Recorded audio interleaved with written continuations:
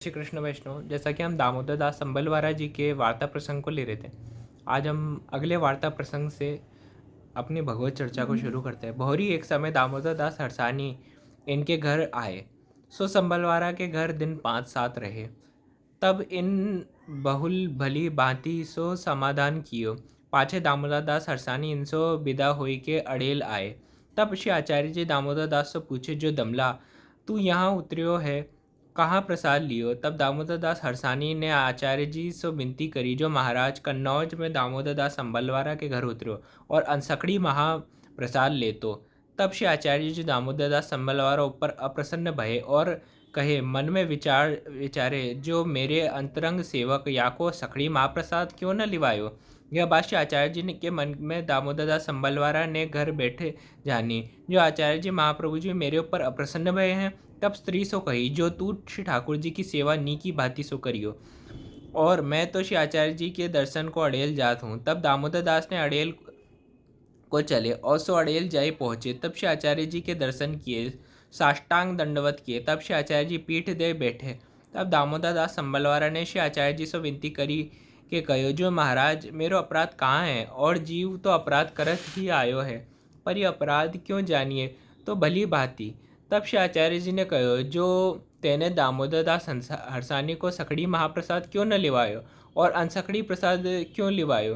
तब दामोदर दास संबलवारा ने आचार्य जी से विनती करी, जो महाराज दामोदर दास से पूछियो। तब श्री आचार्य जी ने दामोदर दास हरसानी से पूछी, जो दमला तेने दामोदर दास संबलवारे सो के यहाँ सकड़ी महाप्रसाद क्यों न लियो। तब दामोदर दास ने कहो, जो महाराज श्री ठाकुर जी प्रातः काल बाल भोग आरोगते सोई लेतो, जो सकड़ी में रुचि रहती नहीं ताते न लेतो। तब आचार्य जी ने कहो, जो तू तेरी इच्छा ते न लेतो, पर ये मोको तो याके ऊपर बड़ी खुनस भई हती। सो भक्तन के अंतःकरण की भक्ति देखी प्रभु को नाट्य है। काहे ते दामोदर दास संबलवारा ने कन्नौज में अपने घर बैठे श्री आचार्य जी को अंतःकरण की जानी। सो श्री आचार्य जी तो भक्त के हृदय में सदा स्थित हैं। यह भक्त के हृदय की बात कहाँ न जाने, परि भक्ति परीक्षार्थ यह प्रभु को नाट्य है। पाछे दामोदर दास को बहुत सम्मान करी के श्री आचार्य जी अपने घर पठाए। तब दामोदर दास ने घर कन्नौज आए पहुँचे। पाछे स्त्री पुरुष भली भांति से सेवा करने लगे। भाव प्रकाश। दामोदर दास हंसानी संबलवारा के ऊपर कृपा करने के अर्थ इनके घर आए। दामोदर दास संबलवारा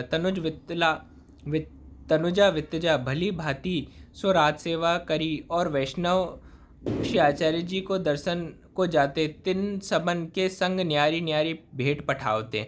वैष्णव को समाधान बहुत करते, खड़िया में बिना कहीं खर्ची वैष्णव को भरी देते। सो श्री आचार्य जी के आगे बढ़ाई बहुत भई, जो आवे सो करे। तब श्री आचार्य जी के मन में आई, जो हृदय में के भीतर को भाव सुदृढ़ होए तब काम होए, जो अन्याश्रय न होए। तब श्री आचार्य जी के हृदय की जानी के दामोदर दास हरसानी इनके यहाँ पाहुने आए। जो श्री दामोदर दास के हृदय में सगरी रीति आछी देखी, परंतु स्त्री के रंग पिता की का नी जाने सखड़ी महाप्रसाद न लिए। दिन 5-7 रहे, परंतु अपने हृदय को अभिप्राय कछु दामोदर दास सो मार्ग की वार्ता नहीं किए। पाछा आचार्य जी पास आए। तब श्री आचार्य जी पूछे, कहाँ ते आए। तब विनती करे, दामोदर दास संबलवारा के यहाँ पाहुने गए हतो, सो सकड़ी नाही लियो अनसकड़ी लियो। यह कही के यह जता, जो दामोदर दास को भाव दृढ़ है ताते अनसकड़ी लीनी, स्त्री को भाव दृढ़ नहीं ताते सकड़ी महाप्रसाद नाही लियो।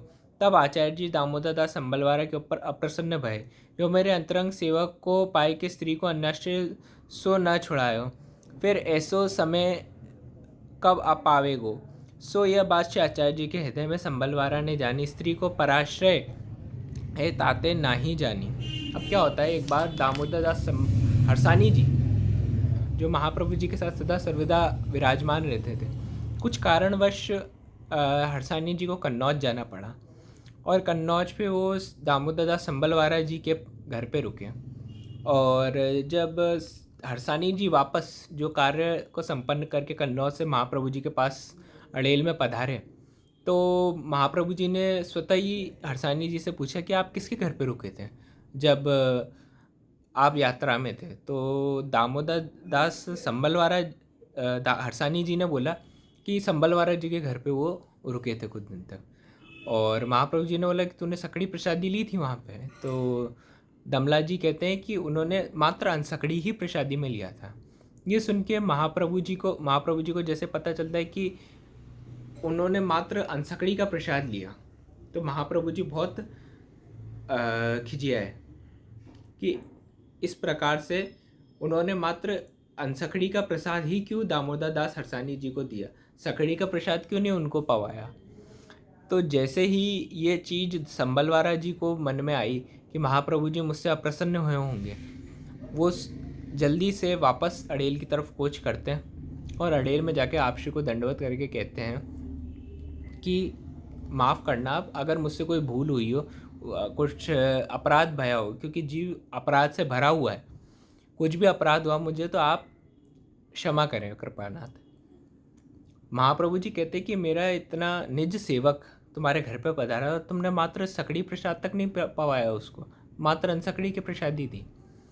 तो महाप्रभु जी संबलवारा जी बोलते हैं कि आप एक बार हरसानी जी को बुला के उनसे पूछो कि मैंने उन्हें सकड़ी का प्रसाद लेने को कहा था या नहीं कहा था। तब हरसानी जी आते हैं और हरसानी जी कहते हैं कि आप जो संबलवारा जी थे वो तो हर प्रकार के प्रसादी उनके सामने सन्मुख में रखते थे, पर प्रभु की जब बाल भोग में ही इतनी सामग्री आ जाया करती थी, जो बाल भोग में जो अनसकड़ी की प्रसादी इतनी आ जाया करती थी कि वो अनसकड़ी की प्रसादी खा के ही हरसानी जी का पेट बिल्कुल भर जाया करता था, संतुष्ट हो जाया करता था कि वो सकड़ी की प्रसाद पाने तक का हिम्मत में नहीं रहते थे। ये सुन के आप श्री बहुत खुश होते हैं महाप्रभु जी और संबलवारा जी को आशीर्वाद दे के संबलवारा जी अपने वापस स्थान को पधारते हैं। अब इस वार्ता में सबसे जानने योग्य चीज़ क्या है, जब महाप्रभु जी को इतने अंतःकरण में पहले से ये चीज़ आ गई, जब गुरु इतने सामर्थ्यवान हैं और शिष्य स्वयं इतना सामर्थ्यवान है कि बिना किसी पत्र लिखे आज के ज़माने की तरह कोई मैसेज करे, बिना किसी कुछ भी चीज़ बिना वार्तालाप छिड़े, दोनों के मन इतने जुड़े हुए हैं कि वहाँ पे कन्नौज में एक तरफ संबलवारा जी हैं और एक तरफ अड़ेल में श्री महाप्रभु जी हैं। दोनों के जो मन के तारतम्य इस प्रकार से रस परस जुड़े हुए हैं कि वहाँ पे महाप्रभु जी ने बोला कि महाप्रभु जी के मन में आया कि मेरे सेवक को सकड़ी प्रसाद नहीं पवाया, और वहाँ पे संबलवारा जी को ऐसा आभास हुआ कि मुझसे कुछ ना कुछ गुरु अपराध शायद हुआ है, जिसके चलते महाप्रभु जी जो हैं वो मुझसे नाराज़ होंगे। तो वो स्वयं खुद आ गए। जब इन स्वरूपों के अंदर इतना तारतम्य था तो ये सारी लीला घटी क्यों? इस लीला का बहुत ज़रूरी तारतम्य था, जैसे कि भाव प्रकाश में भी हरिराय जी बता रहे हैं कि एक तो सर्वप्रथम किस उत्तम प्रकार की सेवा को हरसानी जी संबलवारा जी द्वारकाधीश जी की पहुँचते थे, ये अपने आप में जानने योग्य है।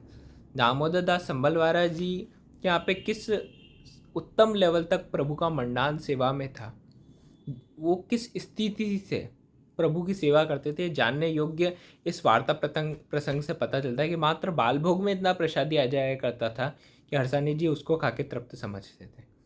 और दूसरी चीज़ इधर जानने योग्य ये है कि एक गुरु और शिष्य के बीच का क्या असली कनेक्शन होना चाहिए। महाप्रभु जी जैसे सामर्थ्यवान गुरु जब हमें निज आचार्य के रूप में मिले हुए हैं, उनकी वाणी, उनके ग्रंथ, उनकी सेवा, उनके द्वारा प्रदत्त प्रणाली, उनके द्वारा प्रदत्त जो हमें निज हमारे माथे पे विराजमान जो हमारे स्वरूप हैं, जब हमारे पास सब कुछ है, सब कुछ हमारे पास आज संबलवारा जी के बराबर महाप्रभु जी ने दिया। हमारे माथे महाप्रभु जी ने ठाकुर जी पधराए, हमारे माथे महाप्रभु जी ने उनके ग्रंथ दिए। शायद 84 और 252 वैष्णव जब रहे होंगे, उनके सामने तो पूरी की पूरी पुस्तकें तक नहीं होंगी, षोडश ग्रंथ तक की। उनके पास सुबोधनी जी भी पूरी प्रिंटेड नहीं होंगे। आज हमारे पास सब कुछ है, फिर हम क्या चीज़ ढूंढने के लिए इधर से उधर भाग रहे हैं और किस हुड़दंग में हम पूरा जीवन को जी रहे हैं। इतने कम संसाधनों में भी वो लोग इतनी सुंदर तरीके से सेवा को पहुँचते, जिसको लेकर आज अपन इतनी होड़ मचा के रखते हैं, क्या आएगा क्या नहीं आएगा, क्यों होगा, ए नहीं होगा, एलू नहीं होगा, पेलू नहीं होगा, क्या बनेगा क्या नहीं बनेगा।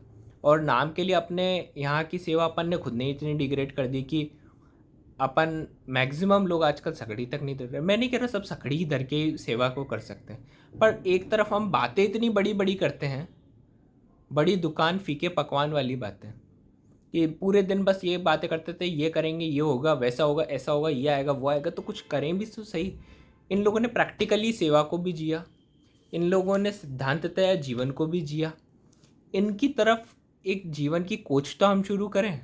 पूरे दिन बस वार्ता करते रहना कि क्या होना चाहिए, क्या होगा, क्या नहीं होना चाहिए, उसको उस पर ही क्यों लगे रहें।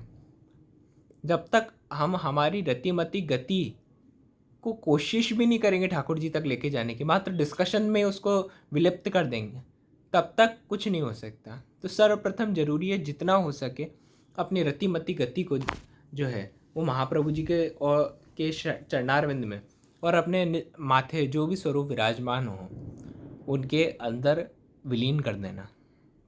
क्योंकि हरसानी जी को इस तरीके से संबलवारा जी को महाप्रभु जी ने दोनों चीज़ें दी थी, ग्रंथ और अष्टाक्षर, वो आज हम सबके पास है। तो फिर हम क्या चीज़ ढूंढने के लिए इधर से उधर भाग रहे।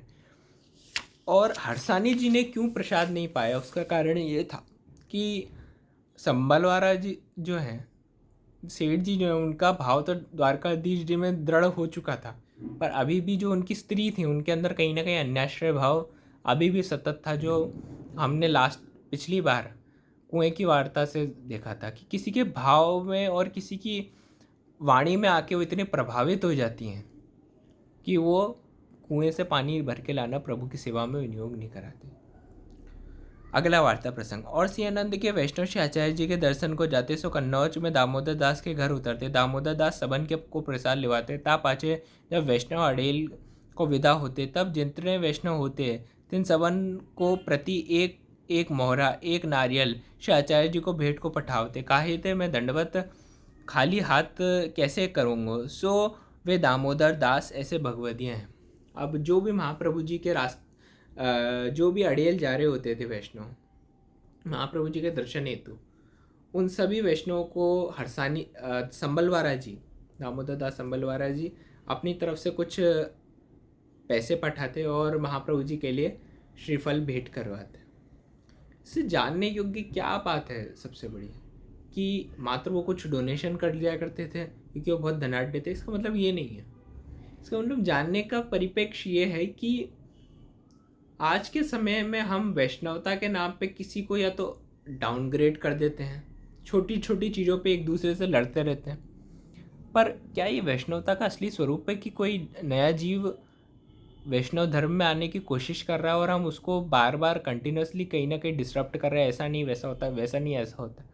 जब तक हम सामने वाले जीव को नीचा दिखाते रहेंगे जो कोशिश कर रहा है कुछ नया जानने की, सीखने की, और जेन्युइनली उसका संप्रदाय के प्रति कोई अट्रैक्शन है, मात्र किसी मनोरथ तया या मात्र कुछ पढ़ लिया उसको सुन के बहुत एक्साइटेड हो गया उस तया नहीं, तो इस प्रकार के जीव को हमें जितना हो सके हमारे पास जो संसाधन है उनसे प्रभु तक जोड़ने की कोशिश करनी चाहिए। हमें जितना पता हो, जितना हमें आता हो, उसके द्वारा प्रभु से उसके कनेक्शन को अगर हम बनाने में एक छोटी सी कड़ी बनते हैं तो ये भी प्रभु के प्रति उतनी ही सेवा होगी जिस प्रकार से हम प्रभु की सेवा को पहुँचते हैं पूरे दिन अष्टयाम में। अगला प्रसंग। और दामोदर दास को ससुर बहुत संपन्न हतो, तितने 100 लौंडी बेटी को दायजे में दीनी हती। जो मेरी बेटी बैठी रहेगी और कामकाज सब लौंडी करेगी, परी वह लौंडी के पास काम न करवाती, सेवा संबंधी कार्य सब आपो करती और लौंडी सब कामकाज करती, सो यह भगवदीय ही। तो जो लौंडी को उनने पठाया था ससुर जी ने, वो लौंडी जो है वो जनरली सेवा संबंधी कार्य जो हैं हरसानी जी और जनरली सारे सेवा संबंधी कार्य खुद ही करते और जो लौंडी थी उनसे दूसरे कार्य कराया करते, मतलब जितना हो सकता था अपने हाथों से दंपति सेवा पहुंचने की कोशिश करते थे। अगला वार्ता प्रसंग हम कल से लेंगे। जय श्री कृष्ण वैष्णव।